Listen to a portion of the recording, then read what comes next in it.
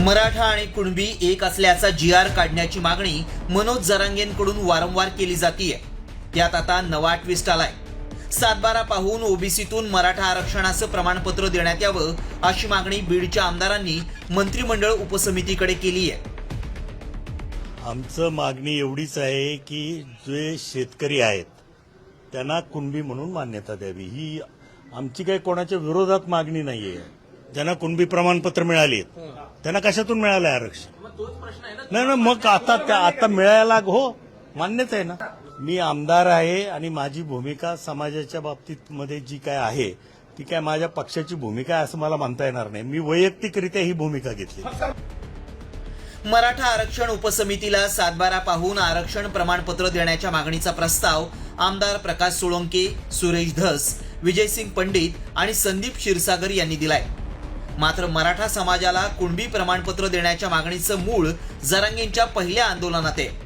1 September 2023ला जरांगेंच्या उपोषणस्थळी lathi charge झाल्यानंतर अवघ्या 6 दिवसात न्यायमूर्ती संदीप शिंदेंच्या अध्यक्षतेखाली कुणबी नोंदी शोधण्यासाठी समितीची स्थापना करण्यात आली. त्यात 58 लाख नोंदींपैकी किती प्रमाणपत्रांचं वाटप केलं याची माहितीच न्यायमूर्ती संदीप शिंदेंनी दिली आहे.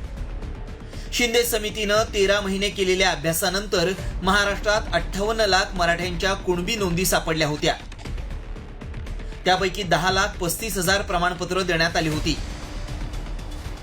तसंच मराठवाड्यात 2,47,000 नोंदी सापडल्या असून त्यापैकी 2,39,000 प्रमाणपत्रांचं वाटप करण्यात आलंय.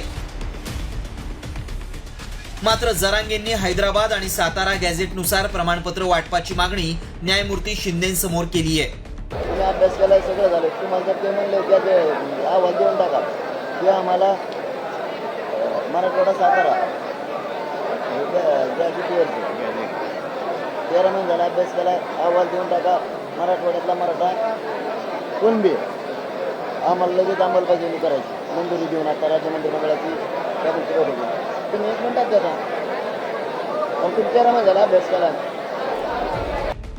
दरम्यान हैदराबाद आणि सातारा गॅझेटनुसार कुणबी प्रमाणपत्र देण्याची प्रक्रिया सुरू असताना मराठवाड्यातील आमदारांनी थेट 7/12 उतारा पाहून कुणबी प्रमाणपत्र देण्याची मागणी केली आहे. त्यामुळे 7/12च्या महसुली नोंदी पाहून ओबीसी प्रमाणपत्र दिल्यास राज्यात ओबीसी विरुद्ध मराठा संघर्ष तीव्र होणार हे मात्र निश्चित. ब्युरो रिपोर्ट, साम टीव्ही न्यूज. आता isakal.com आहे देशातील नंबर 1 ची मराठी न्यूज वेबसाईट.